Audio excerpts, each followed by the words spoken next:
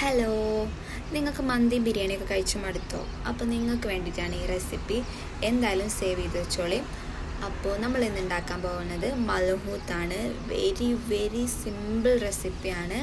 അപ്പോൾ എല്ലാവരും ട്രൈ ചെയ്ത് നോക്കണം. അതിന് വേണ്ടി നമ്മളൊരു വലിയ കുക്കർ എടുത്ത് അതിലേക്ക് ആവശ്യത്തിന് സൺഫ്ലവർ ഓയിൽ ആഡ് ചെയ്ത് കൊടുത്ത് അതൊന്ന് ചൂടായി വരുമ്പോൾ നമ്മൾ 2 സവാള കനം കുറച്ച് അരിഞ്ഞ് എണ്ണയിലേക്ക് ഇട്ട് കൊടുക്കുക. നന്നായിട്ട് ഒരു ബ്രൗൺ കളറാവുന്ന വരെ ഒന്ന് വഴറ്റിയെടുക്കുക.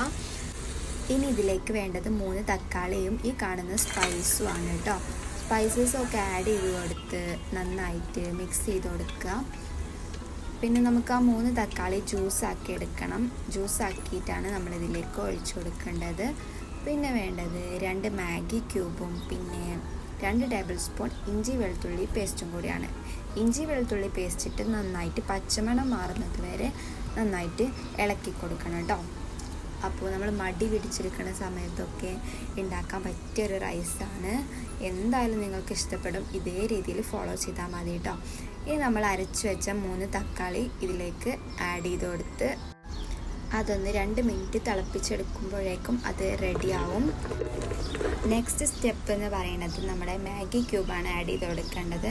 അതും കൂടി ആഡ് ചെയ്തിട്ട് നന്നായിട്ട് മിക്സ് ചെയ്ത് കൊടുത്ത് കുറച്ച് ടൊമാറ്റോ കെച്ചപ്പും കൂടി ആഡ് ചെയ്യാം കേട്ടോ. അത് ഓപ്ഷണലാണ്.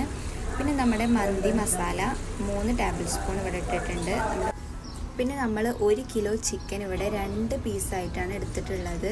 നമ്മൾ കുക്കറിൽ വെക്കണോണ്ട് തന്നെ ഉടയാതിരിക്കാൻ വേണ്ടിയിട്ടാണ് കേട്ടോ അങ്ങനെ 2 പീസാക്കുന്നത്. 4 പീസാക്കിയാലും കുഴപ്പമില്ല, ചെറിയ പീസായിട്ട് ഇടാതിരിക്കുക.